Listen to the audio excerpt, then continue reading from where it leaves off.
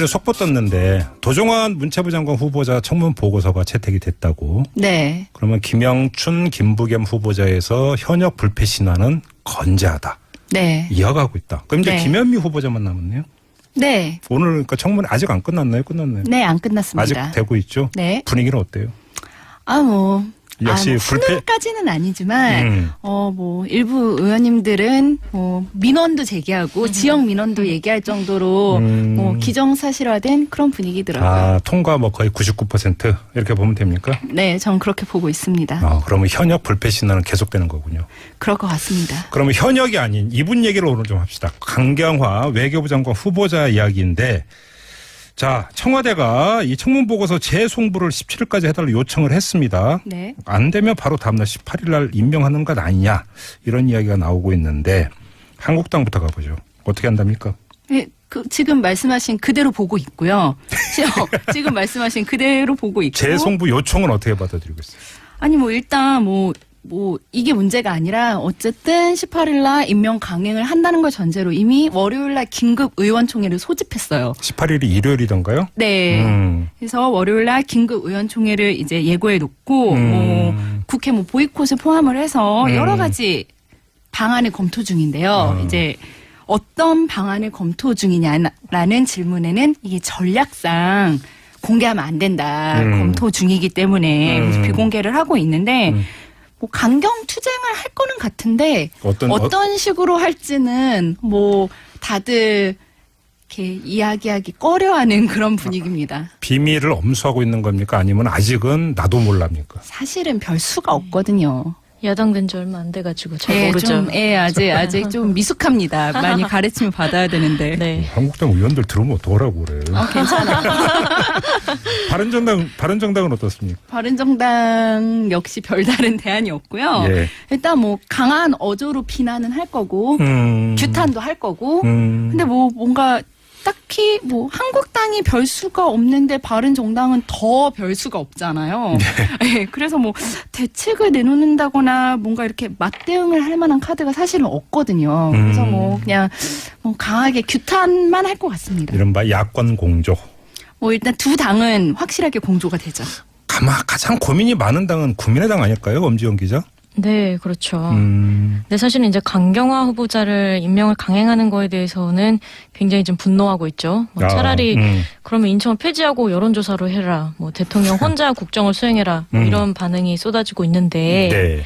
그래서 일단 국민의당도 긴급 상황, 인청을 무력시키는 긴급 상황으로 규정하고. 인청이 인사청문회? 네, 줄여서 인청? 예. 하여간 줄임말도 너무 많아. 네. 업계용으로. 네. 인청. 내일도 예정돼 있는 일정이 있는데. 네.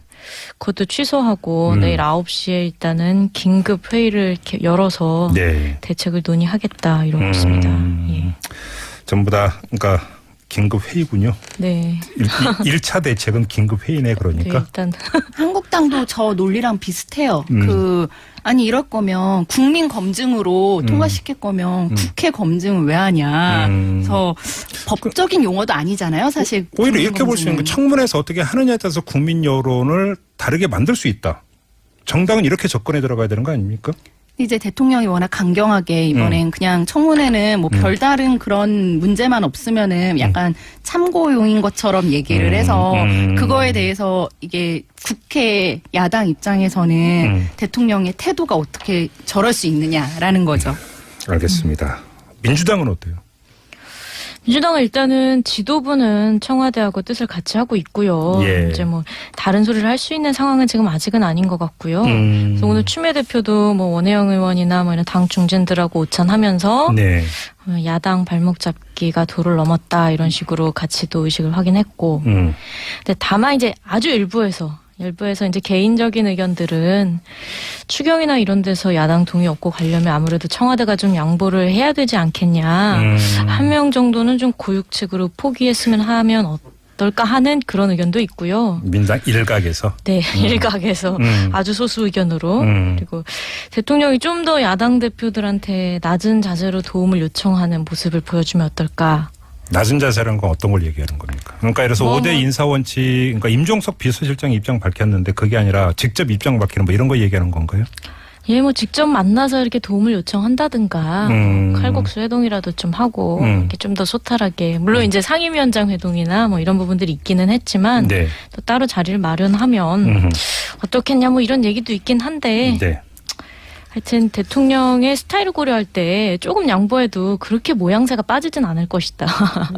뭐 그런 의견들도 있으시죠. 민주당 일각에서. 예, 일각에서. 자, 그러면 청와대로 가보죠. 문재인 대통령은 왜 오늘 이런 발언을 했을까요? 그 속내가 뭘까요? 일단은 뭐 굉장히 원칙주의자잖아요. 네. 그래서 여당에서는 뭐 이런 해석을 하더라고요. 지금 일종의 치수를 재는 기간이 아니냐 지금. 무슨 치수? 우리 사이에, 그러니까 뭐 남녀 사이에도 좀 이렇게 밀당하면서 거리 제기를 할 때가 있잖아요. 마음의 거리의 치수? 예. 예. 그래서 이제 여야가 9년 만에 바뀌었기 때문에 이제 일단은 저쪽 제1야당의 지도부도 아직 구성이 안 돼 있고 예. 그런 상황에서 대통령이 한번 팔을 쭉 뻗어본 거죠. 여기까지 이렇게 가도 될까? 네. 뭐. 그런 치수를 좀 재본 게 아니냐 뭐 이런 관측도 있긴 하던데 뭐 또 한편에서는 이제 원칙주의자이기 때문에 강경화 네. 부자가 과거에 비해서 그렇게 결격사유가 결정적이지 않은데 야당 압박에 떠밀려서 한 번 밀리면 계속 밀린다. 네. 뭐 이렇게 보는 게 아니냐 뭐 그런 원칙론이라는 해석도 있고요. 네네.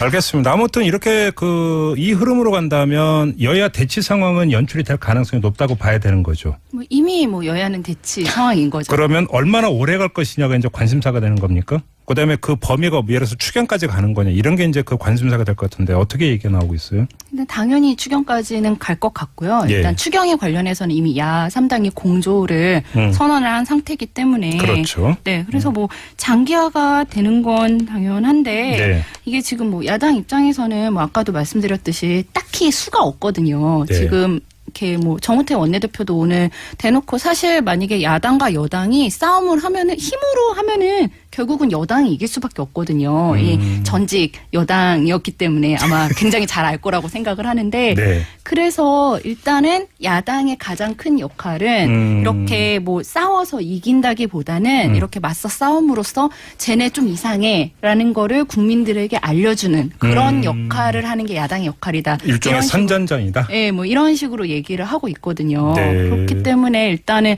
아마 이렇게 강경하게는 계속 나갈 것 같은데 이게 또 근데 한편으로는 이게 뭐 추경을 하고 결국은 이 추경 예산을 편성을 해서 결국은 이런 뭐 지역이라던가 이런 곳에 어쨌든 곳곳에 들어갈 거기 때문에 그거를 또 너무 강경하게 그 지역 차원에서도 네. 아마 반대를 끝까지 할 수는 그렇죠. 없을 거예요. 조율을 네. 좀 해야 될 거예요. 역시 또 고물이 이제 여기서 여당에서- 고물론이 나오는 겁니까? 여당에서도 그렇죠. 돈에는 여야가 없다. 그렇죠. 이게 결국 추경은 여태까지 안 된 적이 거의 없거든요, 사실은. 그러니까 추경도 한 번도 통과가 없죠. 될 거다. 네. 예, 통과가- 미세 조정은 좀 하더라도. 네, 미세 조정은 있겠지만 알겠습니다. 근데 자유한국당부터 하나 궁금한 게 네. 김상조 공정거래위원장을 임명했다고 해서 의원총회까지 열었고 뭐 네. 보이콧 얘기가 잠깐 나오는 것 같더니 바로 청문회에 복귀를 했고 네. 그리고 또 문재인 대통령이 오늘 이런 이야기를 했는데 청문 경과 보고서는 계속 채택이 되고 있고 네네. 통참을 하고 있고 네. 자유한국당의 이 행보는 그러니까 어떻게 정리를 해야 되는 겁니까? 이거를 어제 의총에서 초반에는 보이콧 얘기가 되게 많이 나왔대요. 예. 강경하게 막 장애투쟁하자, 뭐 신촌으로 나가자. 왜냐면 이게 김상조 부인이나 강경화 딸 문제를 제2의 정유라로 몰고 있잖아요. 그러니까 신촌으로 나가서 젊은이들과 함께 투쟁하자, 뭐 이런 얘기가 있는데 네. 이게 의총 시간이 지나면서 이게 현실론이 점점 힘을 얻은 거예요. 나가도 뭐 수가 없다. 이게 뭐 나가서 이제 우리가 불참한다고 이렇게 회의가 안 열릴 것도 아니고 그렇다고 나가서 또 흥행이 된다라는 보장도 네네네. 없고. 그리고 약간 국민들 눈도 좀 있고 그리고 그러니까 안에서 투쟁을 하자 이런 얘기가 좀 더 힘을 받은 거죠. 안에서 이제 그래서 보고서 채택을 동참을 하고. 일단은 정우택 원내대표 스스로도 약간 성향이 장외투쟁을 막 강경하게 하자 이런 성향이 아니라 국회 내 투쟁이 바람직하다 이런 성향 입장을 가지고 있기 때문에 또 그리고 또 지금 김상조 하나만 가지고 보이콧을 하기에는 되게 부담이 있어요. 그러니까요. 이게 김상조는 사실 바른정당이나 국민의당은 한국당처럼 강경하진 않거든요. 네네네. 그러니까 오히려 김상조 하나보다는 강경화는 어쨌든 세 당이 다 반대를 하고 있으니까 강경화를 보고 같이 걸고 넘어지자. 좀 더 그때 강경한 카드가 있어야 된다. 요런 계산을 좀 했어요, 사실은. 알겠습니다. 이제 그 얘기 중간중간에 나와서 엄지원 기자한테 여쭤보는 건데 네. 전직 야당이었던 민주당 의원들은 네. 현 야당 의원들의 전투력을 어떻게 평가하던가요? 아직 지금 서로 다 적응이 안 됐다고 보고 있죠. 자기들도 지금 민주당에서는 네. 여당 하려니까 몸에 살이 나올 것 같다 이런 얘기도 몸에 나오고요. 살이 나온다? 네. 예. 저쪽에 이제 투쟁력에 대해서도 좀 본인은 한 꽤 오래 걸리더라. 그거 이기기까지는 네. 그러더라고요. 예. 저도 너무 적응이 안 되더라고요. 민주당 의원들이 그렇게 후보자를 감싸고 한국당 의원들이 막 네. 공격하는데 이게 공격 같지 않은 공격을 좀 더 하고 적극적으로 계시고. 보호해야 그러니까 되는데 저희가 그게 가서 아직 알려드려야 선뜻 될것 나서지 같은데. 않아진다고 하더라고요. 기자들이 그 얘기해요. 가서 좀 알려드렸으면 좋겠다고 어떻게 공격해야 되는지. 뭐 여당 출입하다가 금방 또 야당 출입이 됐잖아요. 이 아니, 근데 어쨌든 저희는 항상 까는 기사를 썼기 때문에 뭐 여당이든 야당이든. 알겠습니다. 오늘 여기자 기자 이렇게 마무리하고 인사 나눌게요. 두 분 수고하셨어요. 감사합니다.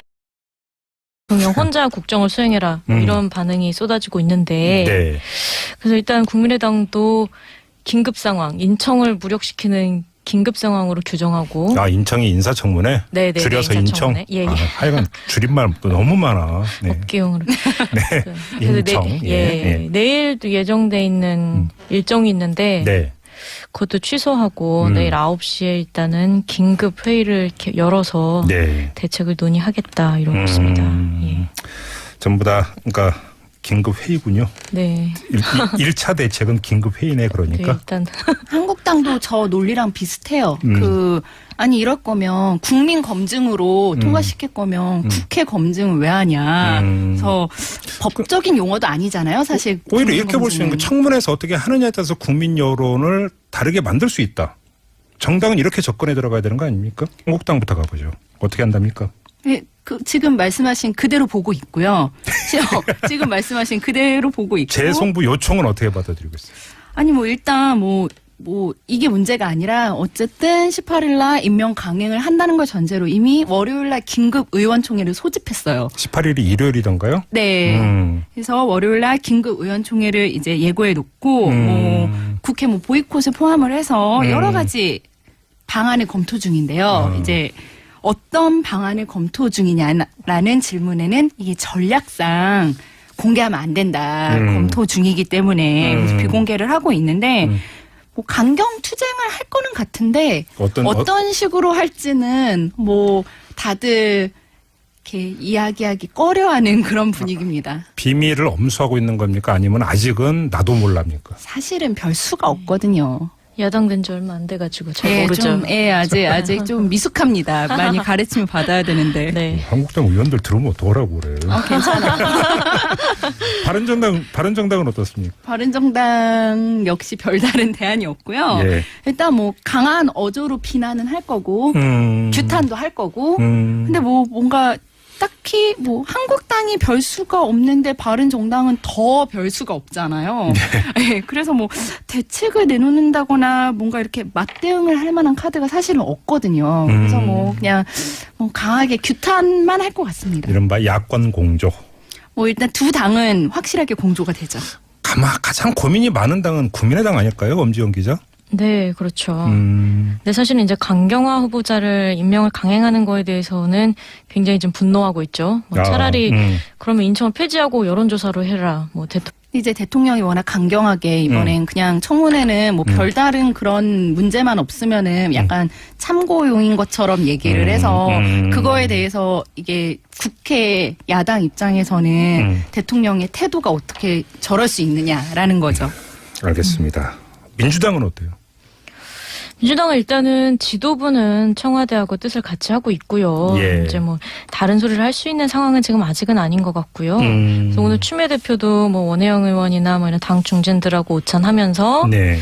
야당 발목 잡기가 도를 넘었다 이런 식으로 같이 또 의식을 확인했고. 근데 다만 이제 아주 일부에서 이제 개인적인 의견들은 추경이나 이런 데서 야당 동의 얻고 가려면 아무래도 청와대가 좀 양보를 해야 되지 않겠냐.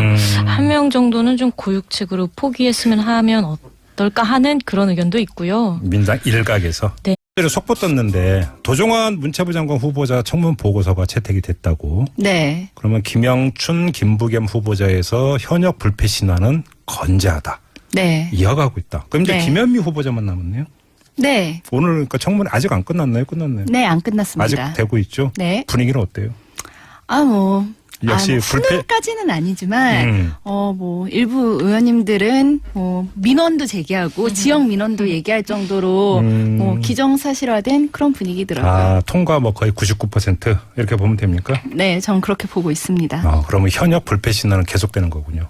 그럴 것 같습니다. 그러면 현역이 아닌 이분 얘기를 오늘 좀 합시다. 강경화 외교부 장관 후보자 이야기인데, 자, 청와대가 이 청문 보고서 재송부를 17일까지 해달라고 요청을 했습니다. 네. 안 되면 바로 다음날 18일 날 임명하는 것 아니냐, 이런 이야기가 나오고 있는데,